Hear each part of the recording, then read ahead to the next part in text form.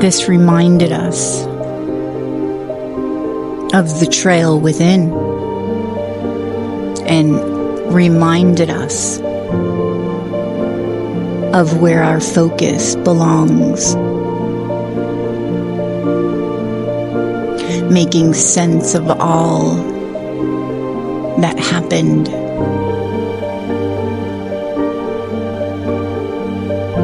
Was impossible for us at the time. With even the knowing behind the suffering,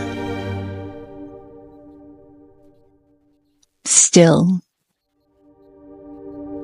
we wept within for our natural stride